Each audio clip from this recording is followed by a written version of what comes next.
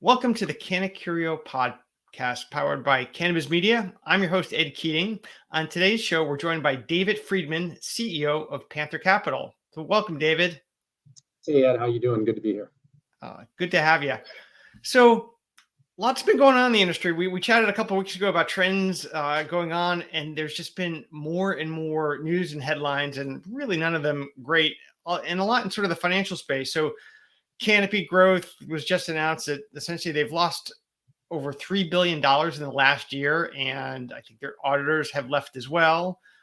MedMen is on their sixth CFO in 6 years. And then Acreage Holdings is going through more C-suite changes. Do you think we're, usually ask this at the end of the podcast, but do you think we're reaching bottom, David? Like, what the hell's going on here? And is there more to come? I think we're at the bottom, but I think we're going to stay here for a while. And I think there's more to come because, when you are at the bottom, there's a lot of fallout. There's a lot of shakeout. And a lot of this stuff is embedded in these companies. And, until you hit bottom, stuff doesn't start to fall out, right? And so Canopy losing this kind of money, and look, I'm going to make informal comments, not accusations. I'm also, as a result of what I do in the business, under NDAs with different people in the industry. So I have to be careful about, what I know and stuff like that, right? But, these sorts of things don't fall out of the balance sheet from nowhere, right? They were there. And they were just, treated in a manner that, allowed people to kick the can down the road or do certain things. And, when that flushes itself out, people go running for the hills. MedMen imploded years ago. They should have never been who they were. They were just out in front and, wanted to be that first $1 billion public cannabis company, Right. But it was founded and run by guys who are, would otherwise be considered criminals. And many do consider to be, based on a lot of the activity. And Canopy's not like that. I mean, Canopy took money from a legitimate source, but just have a lot of people in this industry that don't know what the hell they're doing. Right. People were given in just enormous sums of capital to go explore. It's like, the gold rush. And what they came back with was in many cases, not worth anywhere near what the prospects thought they were going to be. Yeah, that's a good point. I mean, and I think one of the other headlines was, I believe it's in Canada, where they're sitting on 1.2 billion grams of unsold cannabis. I think. I mean, just an enormous number. And I didn't hear that. I'll have to check my facts and figures on that one to make sure I have it. But it was definitely with a B. So just a tough time. And I think that's hard for any company, well run or not, dealing with sort of the public policy issues that come into play here. But thanks for that industry overview. I want to focus a little bit more on you. So your background is in finance. So how did you come into the cannabis space? Because you've been here for a while. You didn't just step in a couple of years ago.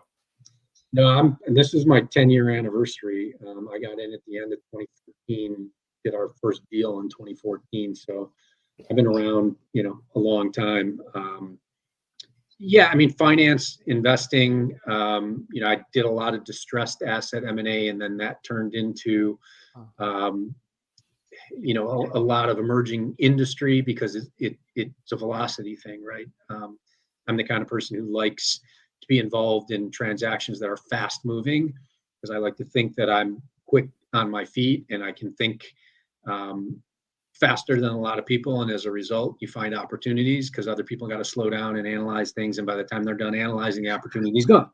So that's sort of where I drifted to. And cannabis was just a natural at that point. It was an emerging industry. I was coming out of early stage tech. It had matured to a point where arbitrage for guys like me just wasn't as, readily available. Family offices had allocations of, $100 million to tech when, you got a Chicago venture capital firm that's $100 million, right? So what happens is they start poaching analysts out of your VC firm and paying them more money than you could pay them because the captive family office guy is going to make or girl is going to make a lot more money that way than in a VC firm where they got to work their way up. And cannabis is like, well, you can't really do that, right? Because you can't coach my analysts because they don't exist. They need 5 years to learn. And right now I'm the analyst. So it was just a natural progression of, I got one more in me. I'm 57, so approaching 50. I got one more in me, and I'll just do a turn in the cannabis industry and accumulate a wealth of knowledge and just sort of ride off into the sunset. Excellent. Now, as I remember, you don't invest in cannabis, but more like innovative tech or processes. Is that fair to say? No, I wouldn't say that's fair to say. I would say we invest in cannabis, really only in cannabis, but we invest in cannabis companies that have the ability to have, how should I say this, that have appeal to non-cannabis industries. We think that the velocity in the cannabis industry and the lack of headwinds because of the lack of infrastructure that you run up against in commoditized industries, right, where you have the incumbents that are just slowing growth. It doesn't exist in cannabis. And I think I may have told you the story, about my trip to Africa about 12 years ago, where I was in the middle of the desert and I got no running water, no flush toilets, no electricity, but 4 bars on my cell phone. Because those guys didn't have to compete with AT&T and all these incumbents to dot the Serengeti with cell towers. They just did it. And they were doing, M-Pesa, which is an African money version of Venmo 15 years ago. And they were moving money across their phones. And I was like, well, this is crazy, right? So cannabis is sort of like that because there's no incumbents. You can start to do things that won't be accepted, that would get tuckered, as we call them. The guy who got crushed by the big 5 car manufacturers, the Tucker car. Yep. And you can do that in an industry like cannabis, where the pace of innovation is so much faster. And then if you are able to get traction with something in the cannabis industry that is a paradigm shift or that's game changing, now you've got traction. You can go back into the mainstream industry and you create FOMO, which is interesting.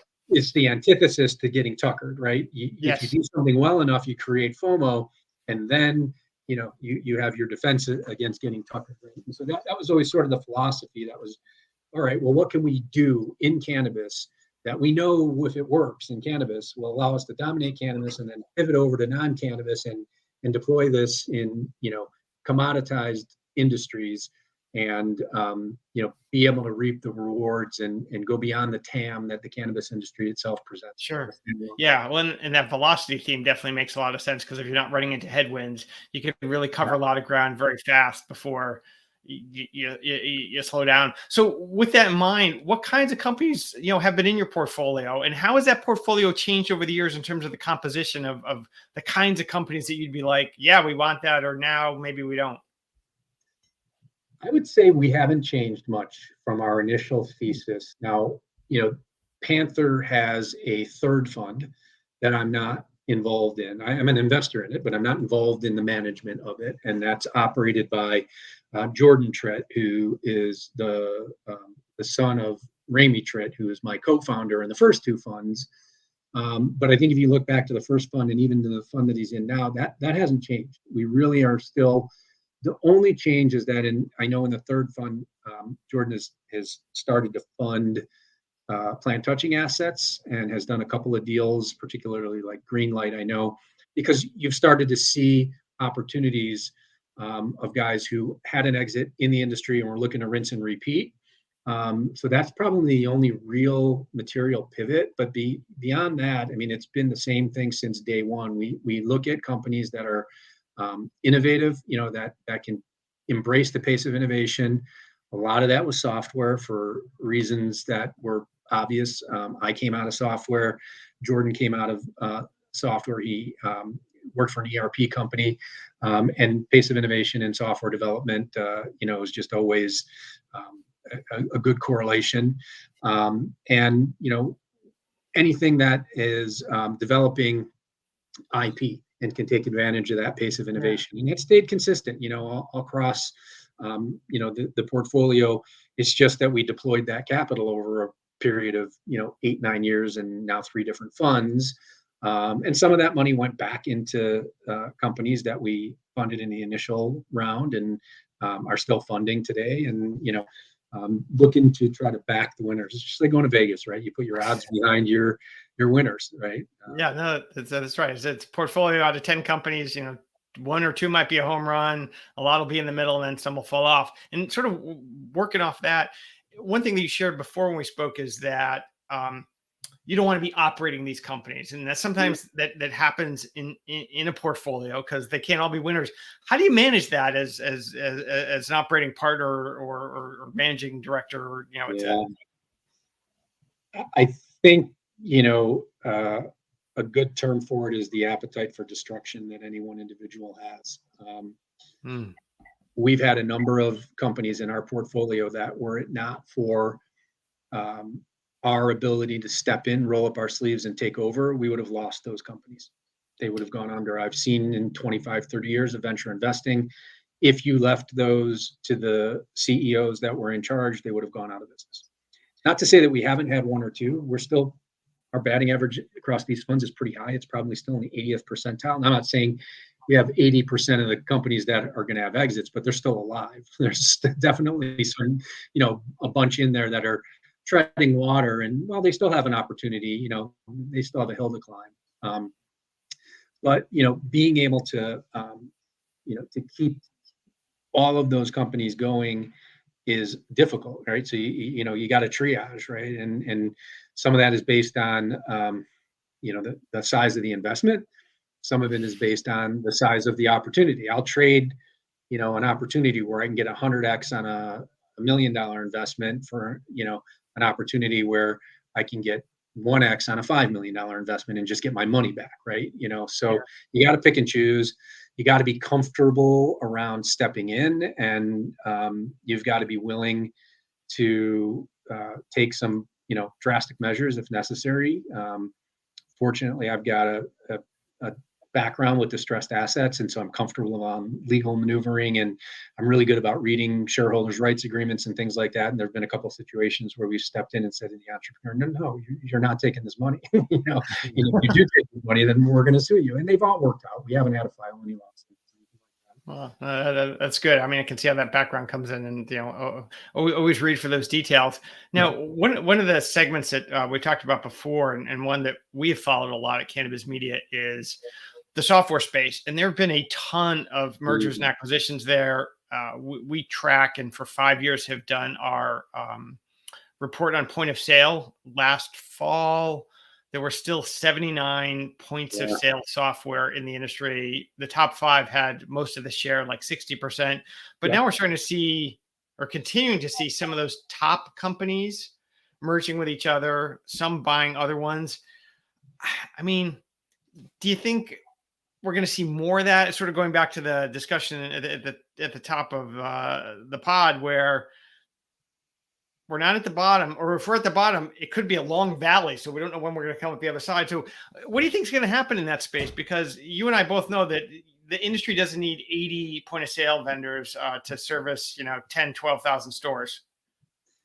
Yeah, it's a great question. And this is something that we spend a lot of time on because one of our portfolio companies, Talent, is it's a data-driven learning platform. But the data largely comes, at this point anyways, from some of the point of sale systems. Now, data is going to come from other systems too. It's not just point of sale driven, but so we're very sensitive to what's going on in that part of the market right now. And, there's a couple things that I see. Number one, a lot of these point of sale companies are getting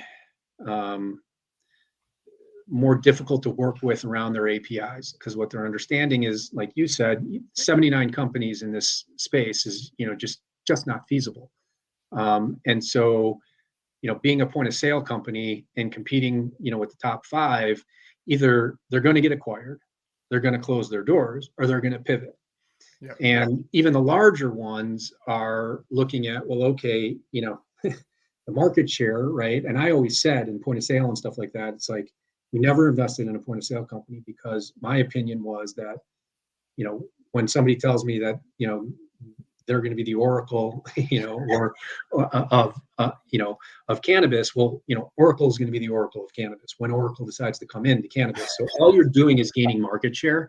But if you need to build a custom technology platform that already exists and is way better than anything you can build from the ground up, NetSuite, then it's a bit of an exercise in futility. And so what you see is some of these companies now understanding, well, geez, we've got tens of $1 millions into building a software platform that has no value because Oracle's just going to replace our software with their software. So the only thing that has value is the market share.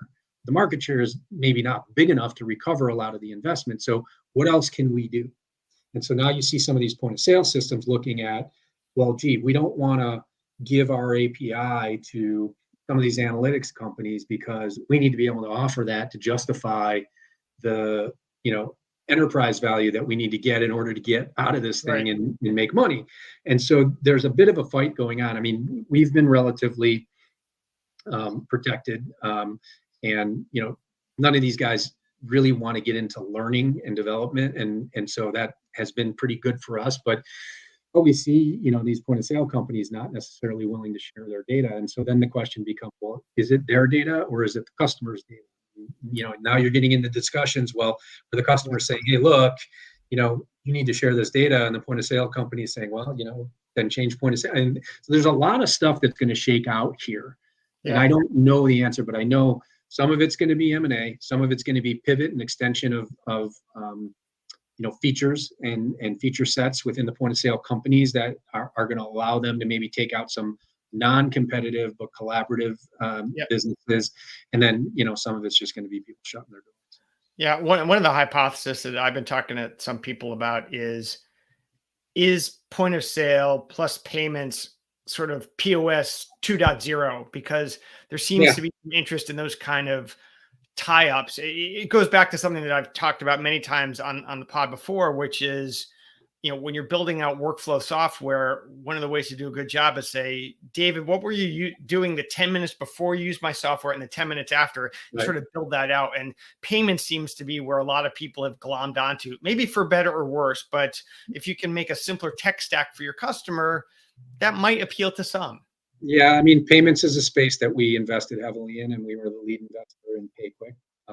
And we just sold PayQuick to Green Check Verified, which was an all-stock transaction, so there wasn't a liquidity event. But in my opinion, it was, that's one of those situations where I personally was heavily involved on the board and helping to get that transaction over the finish line, because as a standalone company, PayQuick was struggling to gain enough market share because the recognition of,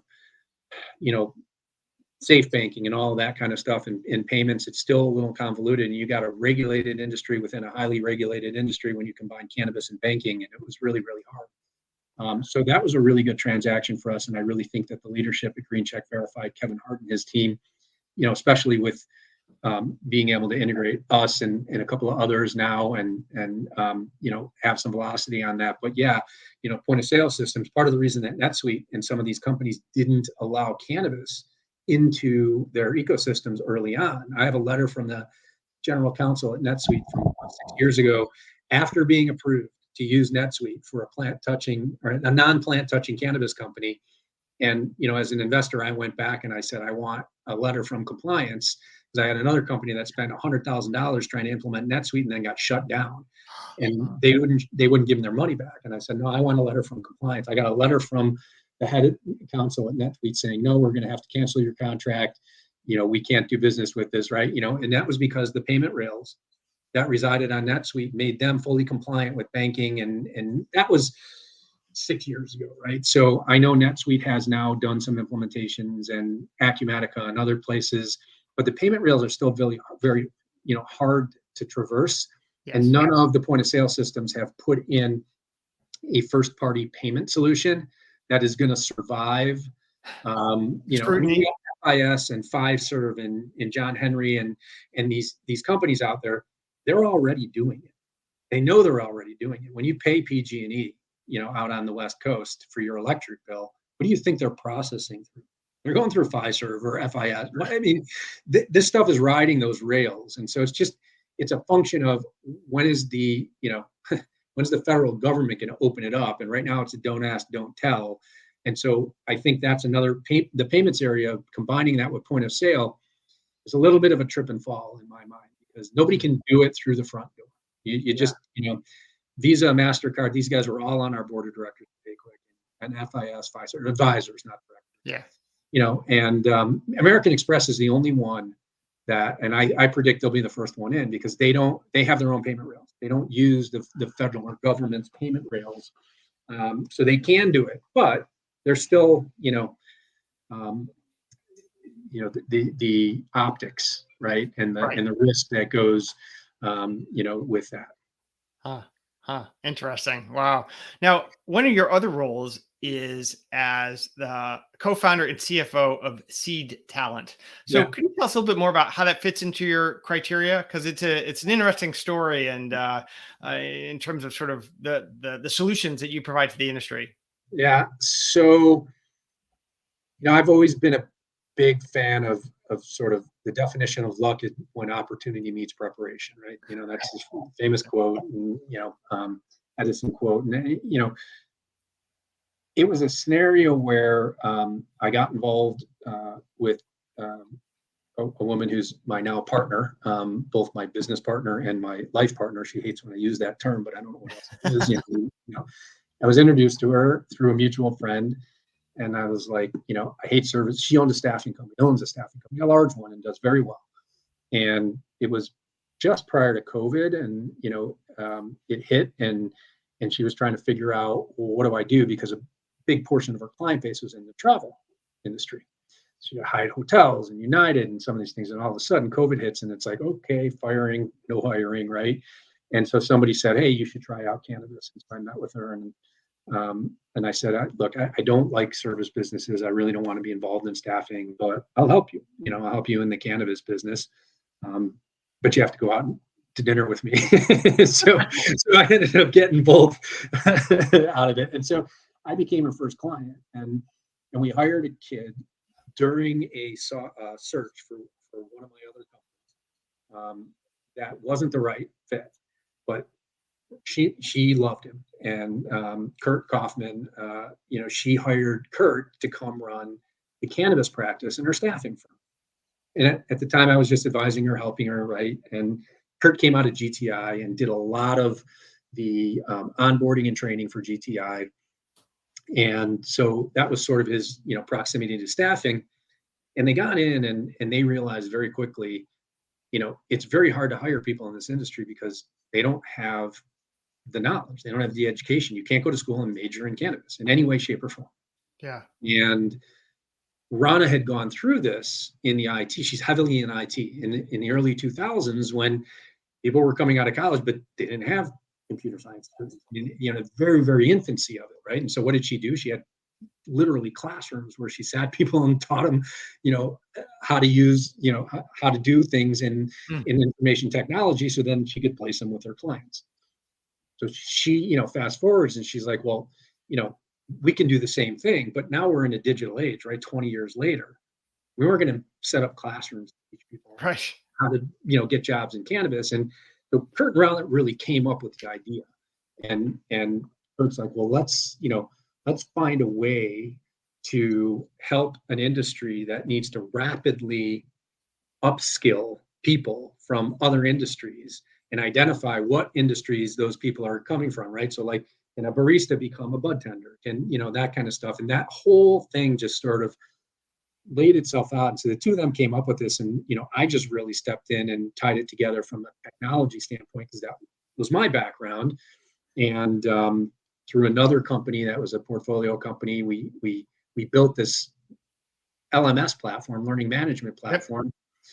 Said to Kurt, all right, here's a little bit of money, go figure it out. And, it came back a few months later, and it's like, hey, people are paying me for this. And so, we kept doing it. And, we've now evolved into, I think, really the only LXP, learning experience platform in the cannabis industry. One of the few not in the cannabis industry, and are doing a lot of data-driven learning, where we're able to take KPIs from the point of sale systems and other systems and say, okay, there's a standard deviation here. You need to take this course. And after you take this course, we're going to continue to measure your productivity, and we're going to see an increase in your productivity. And so much so now that we've, signed contracts with, we announced the signed contract with Verano nationwide for all of their stores. We're rolling out every single one of their retail stores. We have a couple other ones that are being signed that I can't announce, but it's data-driven technology. It's using data to understand how people want to learn, need to learn, and how they achieve their personal goals and their employers achieve their professional goals, right? All of that coming together. Yeah. And we're already moving out of cannabis, and we get a lot of warnings. Well, stay in your lane.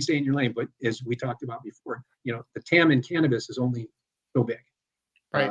So you can take that back to the baristas, the restaurants, wherever, and now say, hey, well, we've done this and we've shown the ROI and we've got the traction. Now you bring it back, and now you have the FOMO instead of the tuckering. So that's what Seed's doing. And it's the first company that I co-founded in the last decade.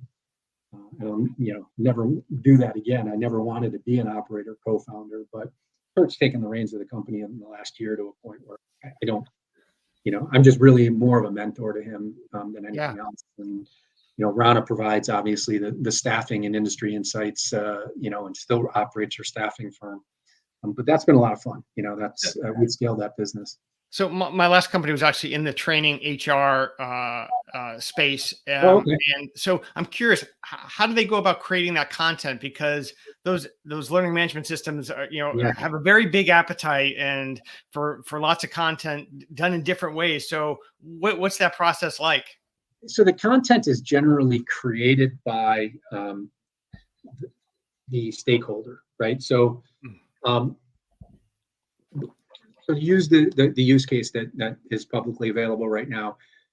We ingest the information from a point of sale system. We can calculate the average basket size for a bud tender, and we can calculate a standard deviation from that average basket size. And we can take anybody that's 20% is the number we use. So if you've got a standard deviation of 20%, we'll serve you up a course that tells you how to sell more during the checkout process or whatever it is. But a lot of that content comes from that particular employer. Now, over time, it blends together, right? One employer gives us content, another employer gives us content, but they know how they want their people to sell, or they ask us to help, and then we supplement. But the content is content that they're already deploying, just not in a digital format. Somebody in the company might, come in, all right, the first hour on Friday, we're going to tell everybody how to sell more when, people check out. They're doing this stuff already. Yeah. It's just a matter of capturing it. So we've got an instructional designer on staff that works with our customers, but 90% of the content comes from them. What do you want to tell people? Okay, what's the KPI? How do we measure it? If they fail the measurement, what do you want to tell them? And we get it into a course, and then that course deploys on the platform. Wow, it sounds like it really professionalizes that instead of just not that a toolbox talk like on the safety side is a bad thing to do. I mean, that's good, but instead of just coming in on a Friday morning to have people, maybe being able to, access the training on their device, let's say, or when it's convenient to them, really seems like it can drive some great benefits. And with, and we started with KPI is great. Yeah, we started with that. I mean, we have a very robust platform of courses that people can take for free that are all, far ranging in the cannabis sector. And, employers pay us to put their content on there, but the data-driven learning is now taking it to the next level. That's, where we become more of the learning experience. And now you're able to tell people, and employers are able to say, and there's more coming, right? So if you're an employee and you're underperforming and an employer has assigned coursework to you and you don't take that coursework, right? Or you take that coursework and you still don't improve, then you can come behind that with PIP programs and HR things. HR is a really hot button issue because you have to demonstrate that you've tried to help an employee before you fire them, morally and now legally, right? Yeah. And so if you can do that in a way that helps both the employer and the employee understand, hey, here's why you're not performing, then either you can, help those employees see that, or you can have more justified dismissals, and put the right PIP programs in place. So you're reducing risk and increasing productivity at every turn, no matter whether it succeeds or fails. It's always benefiting everybody. And quite frankly, if an employee shouldn't be in that role, then they should look, well, why don't I want to take this training? Because I hate it. Well, why do I hate it? Oh, maybe I'm in the wrong role. Maybe I should go somewhere else. All right. We ultimately think that stuff will all happen, but it's going to take time. Well, and also as a company that provides, let's say, great training to their employees, that can help with the retention of the good ones where they feel like they're being trained. It's not just here, do what Bob does, or, it's on the job training, figure it out on your own. And that's not great for the customer. Yeah, if you got a standard deviation and you're below it 20%, and then some guy over here or girl over here is 20% above it, you can start creating mentoring programs, right? Or your specializations. You can get into, well, this guy's really good at, concentrates, but this girl's really good at flour, right? And so now you start having, and if you look in retail, you walk into a Home Depot, they've got somebody over in the kitchen and bath section. They got somebody over in the electronic. It's no different, but the way to get there can be more intentional because you're building it as you go. And so, and then again, you take it back. I mean, we've talked about, can we do what we're doing in Home Depot? Can we do this, kitchen training? Absolutely. Right. But they're not going to buy into this right now. They've got a great training program. We're not going to upskill their people better than they can at this point, but someday maybe. Yeah. Excellent. Now, looking more broadly out at the industry, one of the topics we touched on is, what's happening with federal legalization? What's happening with safe banking? What do you think the industry is going to look like if we get there? Will it be like wine? So wine is a good correlation. So, even like wine scores, right? That's something that abstracts have started looking at. Like, can we take the wine score and apply it to, cannabis? Because you got the smells and you got all these other things. It's very similar, right? The wine industry, craft beer industry, craft liquor industry. But then also, I think it's the most directly correlated, regulated industry. It's close to a drug, a legal drug, right? And it's got a very specific, intrastate, interstate distribution limitations, stuff like that. So if we are smart, which we, meaning the American political landscape, and have demonstrated that we are not that smart. But if we are, I would think that, more than pharmaceutical, more than tobacco, the liquor is the right model for the cannabis industry. What's unique about it is there's nothing on the planet that is legal for both medical and recreational use. You're either one or another, right? You don't need a prescription to go into a GNC and take an herbal supplement. You need a prescription for fentanyl. That doesn't mean people don't use it recreationally, but it's not legal, and it never will be, and it's not regulated, and it never will be. So cannabis is the only substrate on the planet that has legal applications for medical, which require a certain amount of regulatory environment, and then also recreationally. Yeah. That's what's different about it. Then I'm very curious to see, how do you regulate both of those things without them being in competition with one another? True. So building off that, what other trends should we be looking at? Calling on your decade of experience here, and also your tech background, looking forward, what may be happening, and maybe on the science side, because I think that's one area that we talked about. Yeah, I mean, on the science side, I would encourage you. We can talk offline. Maybe get some of the abstracts guys on your podcast, because I know enough to be dangerous, but I'm not a scientist. I'm a financial guru, but I'm not a scientist. But what I do know is that the cannabis plant is a largely not understood plant. It has tremendous properties that are arguably healing properties, other properties. I was told, I don't know if this is a fact, but the cannabis plant has more terpenes in it than every other plant combined on the planet. It just is that abundant with terpenes. I don't know if that's a true statement or not, but it has a lot of terpenes, and nobody's studying them. And there's science that is going to come out of the study of the cannabis plant. It's going to be, on the terpene side, it's flavors and fragrances, and it's other things, flavorings and things of that nature. But there are going to be other discoveries that come out of cannabis. And I think that's a super interesting area. I just don't have enough scientific aptitude to be an investor in that area at the next level. Abstracts is a very scientific company.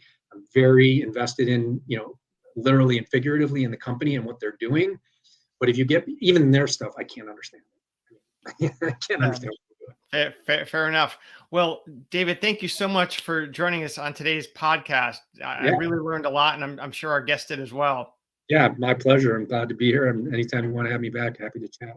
Excellent. Well, I'm your host, Ed Keating. Stay tuned for more updates from the Data Vault.